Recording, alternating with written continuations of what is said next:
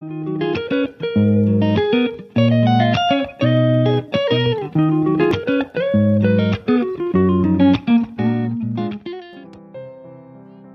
Sobat DV Movie, apa kabar kalian hari ini? Kali ini kita akan membahas suatu alur cerita film yang berjudul Red Dog True Blue. Dirilis tahun 2016, bercerita tentang kesetiaan seorang anjing kepada majikannya, dan suatu perjalanan panjang seekor anjing biasa menjadi anjing yang melegenda di Australia. Oke, daripada penasaran gak usah basa-basi lagi, langsung masuk aja ke dalam alur filmnya. Dibuka dengan seorang pria bernama Mike sedang pulang dari kantor. Malamnya Mike yang mempunyai dua anak bernama Nicholas dan Theo mengajaknya pergi nonton bioskop. Di perjalanan Mike memberitahu kepada mereka alasan dia tak menyetujui jika anak-anaknya memelihara seekor anjing. Ya, seperti anjing itu kotor lah, inilah itulah gitulah pokoknya. Soalnya akhir-akhir ini para anak dan istrinya terus minta izin kepada dia agar diperbolehkan memelihara anjing. Di bioskop saat film yang berjudul Red Dogs sedang diputar itu, si bapak terlihat hanya fokus kepada ponselnya saja. Hingga akhirnya setelah dia dikomplain oleh pengunjung lainnya karena layar HP dia terlalu terang. Akhirnya Mike yang dari tadi tidak menonton filmnya kini mau mulai menonton. Di sana Mike terbawa suasana ketika melihat kesetiaan Red Dogs yang mau menunggu tuannya sampai ajalnya menjemput. Dia bahkan tanpa sadar sampai meneteskan air mata.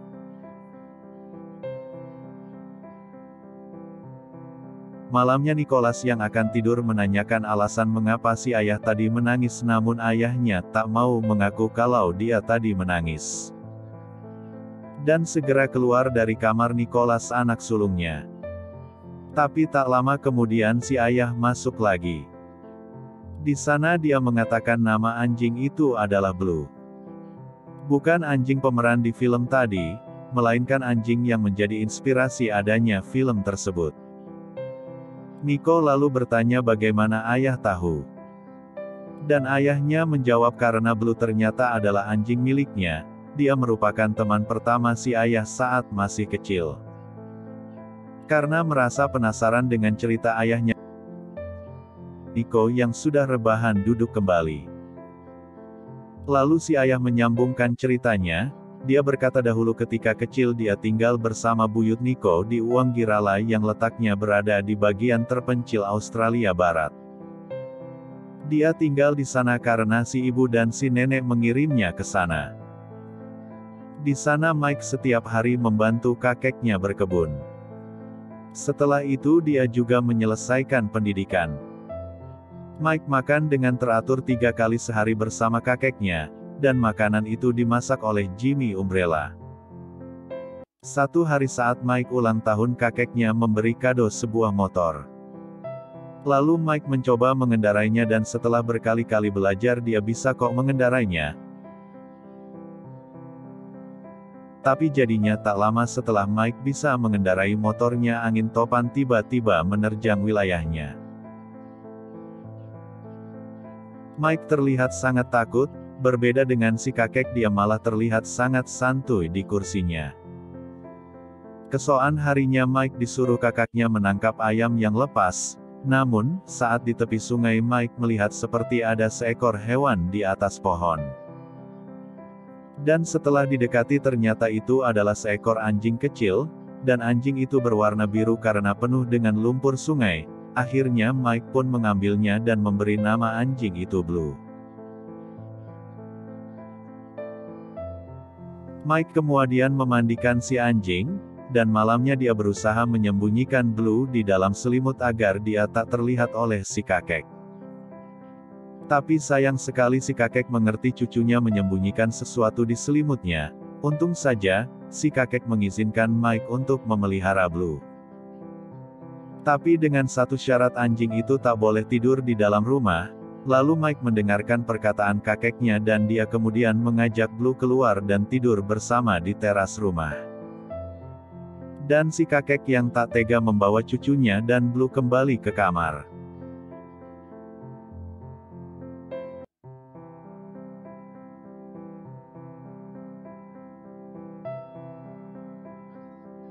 Alur maju 1 tahun kemudian dan kini Blue telah tumbuh menjadi anjing yang besar dan sekarang tengah menemani tuannya motor-motoran. Mereka kemudian beristirahat di suatu tempat dan memakan bekal yang Mike bawa. Setelah itu Blue dan tuannya masuk ke sebuah gua. Dan enggak tahu tuh mereka sebenarnya mau ngapain. Di dalam Mike menemukan seperti ada danau kecil. Lalu tak lama kemudian saat Mike ingin mengambil batu yang ada di dalam air tersebut, Blue menggonggong seperti mengetahui ada makhluk lain di sana. Dan karena mereka sangat takut akhirnya mereka pun keluar dari gua itu dan berlari terbirit-birit. Dengan motornya Mike pergi menemui telur Fit temannya. Dan menceritakan apa saja yang baru dilihatnya di gua. Di sana dia menceritakan apa saja yang baru dilihatnya di gua, dan menurut Taylor seseorang yang telah dilihat Mike dan Blue adalah arwah sosok seorang penyihir. Sedangkan batu putih yang akan diambil Mike adalah senjata dari penyihir tersebut. Taylor beranggapan bahwa penyihir tersebut ingin mengutuk Mike, dengan alasan mungkin keturunan Mike ngambil alih wilayahnya. Taylor memberikannya benda yang dianggapnya bisa melindungi Mike. Siangnya Blue mendekati seorang pilot helikopter yang bernama Bill Stemple yang sedang bernyanyi. Niat hati Blue ingin ikut bernyanyi dengannya akan tetapi Bill malah memarahi Blue karena merasa terganggu. Melihat anjingnya akan dipukul Mike langsung ke sana dan memarahi Bill. Lalu Bill mengatakan kepada Mike kalau Blue adalah anjing terbodoh yang pernah Mike temui. Karena Blue tak bisa seperti anjing lainnya yang bisa melakukan beberapa trik yang diberi oleh tuannya. Merasa tertantang dengan ucapan Bill, di rumah Mike mencoba mengajari Blue berapa trik kepada anjingnya. Dia kemudian memberikan beberapa contoh kepada Blue dan kakeknya yang tak sengaja melihat menganggap cucunya ini bertingkah aneh. Keesokan harinya kakek Mike kedatangan seorang tamu yang bernama Hancock. Di sana temannya sedikit memberi informasi tentang beberapa meter tanah milik si kakek yang akan dijadikan sebuah rel kereta api sini menuju kota Dampir. Lalu si kakek menanggapi jika selama kepentingan itu untuk urusan penduduk, maka itu tak masalah. Terlihat Blue kurang suka dengan Tuan Hancock, buktinya tuh tamu mau duduk aja nggak dikasih tempat. Blue lalu bermain lagi dengan tuannya. Kali ini Mike menyuruh anjingnya untuk menemukan bola dan boneka yang akan disembunyikannya.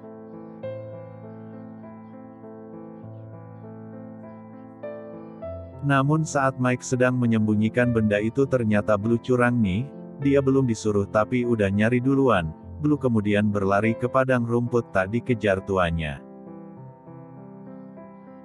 Tak lama mereka ketakutan karena dikejar Ronik kuda hitam milik si kakek. Setelah keluar dari sana Mike lupa untuk menutup kandang milik Ronik, dan akhirnya kuda itu ikut keluar dan mengejar mereka kembali. Kini Mike dan Blue bersembunyi di balik pohon dan sementara Ronik sedang lari tak terkontrol bahkan sampai merusak pohon jeruk kesayangan milik si kakek. Keesokan harinya Mike pergi ke ternak kuda kakeknya. Di sana dia menunjukkan luka kepada kakeknya yang ia dapatkan semalam karena Ronik pada para pekerja. Menjelang siang Mike dan anjingnya pergi ke suatu tempat mereka disuruh menjemput seseorang dan orang itu ternyata adalah seorang wanita. Setelah wanita itu turun dan si Mike pun terdiam melongo. Wanita tersebut bernama Betty. Dia adalah orang yang akan memberikan vaksin kepada penduduk di sana, dan akan menjadi guru privat Mike. Lalu Mike sok-sokan membawakan beberapa koper milik Betty. Dan sesampainya di rumah Mike pun ngos-ngosan karena kecapean. Kini saatnya Mike dan para masyarakat suntik vaksin. Di sana terlihat bahwa yang tertarik sama si Betty itu bukan hanya Mike, melainkan si Bill juga. Keesokan harinya Mike mulai homeschooling dengan Betty tapi sebelum proses belajar itu berlangsung, Betty meminta Mike untuk mengeluarkan anjingnya terlebih dahulu. Awalnya Mike sempat menolak permintaan Betty karena menganggap anjing miliknya adalah anjing yang istimewa, tapi setelah Betty memberi pilihan dirinya atau si anjing, akhirnya Mike pun mengeluarkan Blue dari rumahnya selama proses belajarnya.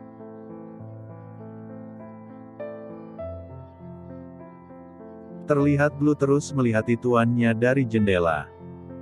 Dan Blue yang gabut akhirnya pergi ke suatu tempat. Ternyata dia menjemput si kakek yang akan pulang. Duh, udah kayak film yang di bioskop tadi ya.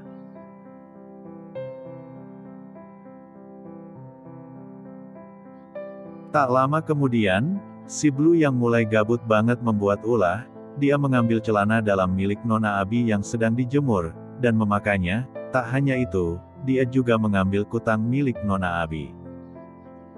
Setelah pelajaran selesai, Mike langsung keluar rumah dan berlari mencari anjingnya. By the way, Mike tahu banget Blue lagi begini karena mau charper sama dia. Malamnya Mike makan malam bersama kakeknya, Betty dan Bill. Di sana Mike agak bete nih, karena Mike yang sengaja dandan rapi dan ganteng tapi malah si Betty tertariknya sama Bill.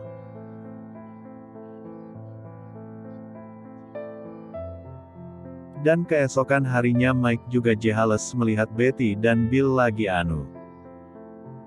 Dan si Mike bocil yang lagi dimabuk asmara itu curhat ke Jimmy dan Tyler, dan ia mengatakan bahwa Mike tak boleh menyerah begitu aja, ya walaupun usianya 6 tahun lebih muda dari Betty.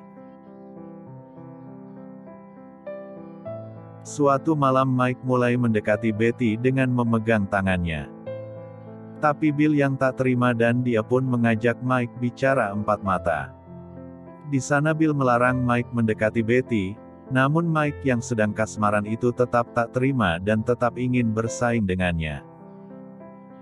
Dan akhirnya Bill pun nyeplos dan mengatakan si Mike ini sama seperti ibunya yang gila di rumah sakit jiwa, dan itu tentu sangat membuat Mike marah. Keesokan harinya, Mike dan Blue pergi ke suatu gua waktu itu. Di sana dia kembali mencari batu yang katanya si Taylor itu adalah milik si penyihir. Namun, tak lama setelah batu itu diambil kemudian tiba-tiba muncul angin besar di wilayah itu. Dan saat Mike akan pulang, dia tak sengaja bertemu dengan Ronick yang telah menjadi kuda liar. Dia lalu menyodorkan batu itu ke arah Ronick.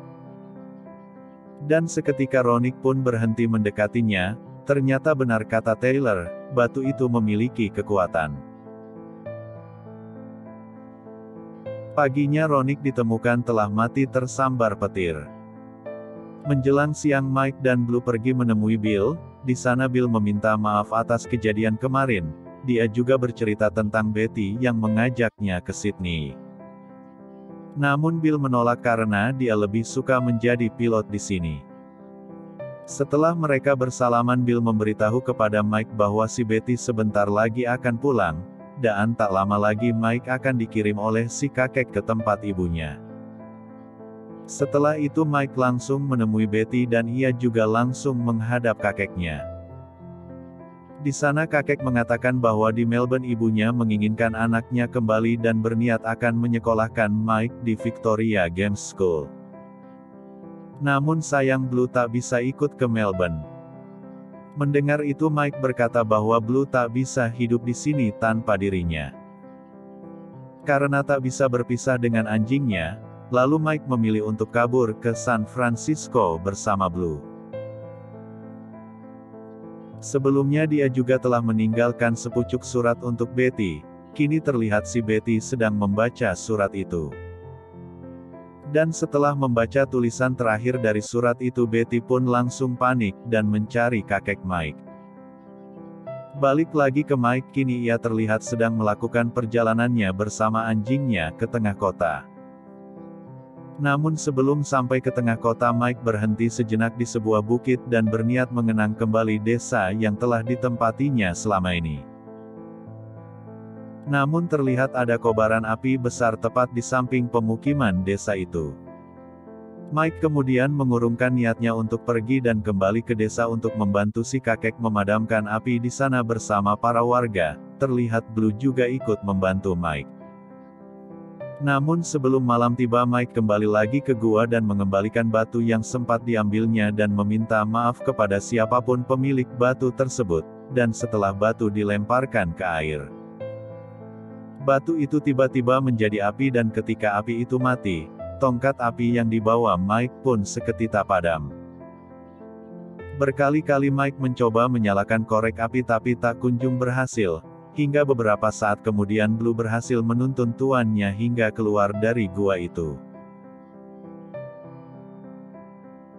Malamnya api di desa itu semakin membesar, para warga pun mulai lelah untuk memadamkan api di sana, namun tiba-tiba angin berubah arah dan api itu padam dengan sendirinya. Paginya Mike meminta maaf pada si kakek karena kemarin ia ingin melarikan diri.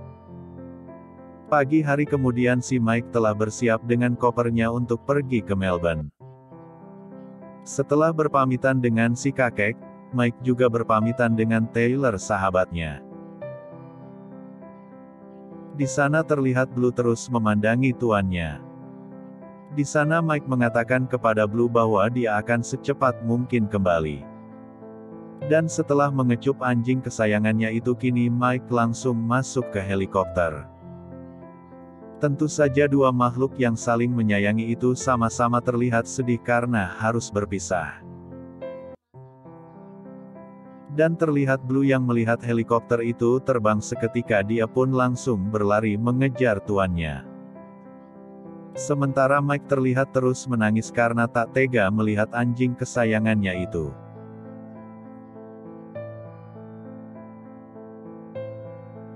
Di tengah perjalanan Blue yang kehilangan jejak ini hanya bisa duduk diam termenung sambil menunggu tuannya kembali.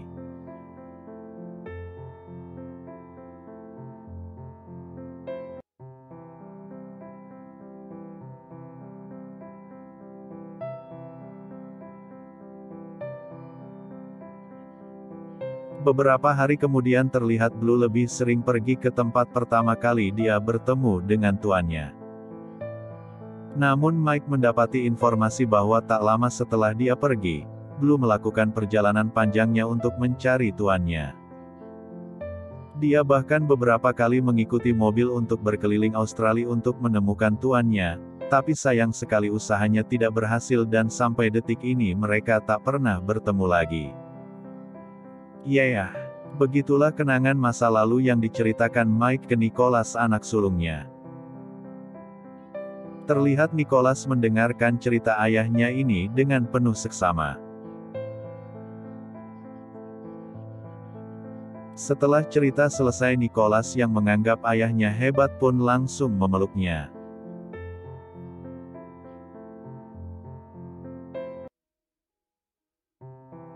Tak lama Mike pun menemui istrinya yang baru pulang kerja. Di sana Mike yang berubah pikiran mengatakan ia akan memberikan seekor anjing untuk anaknya. Pastinya keluarga mereka pun tentu akan lebih bahagia karena keinginannya selama ini akan terwujud. Dan film pun berakhir.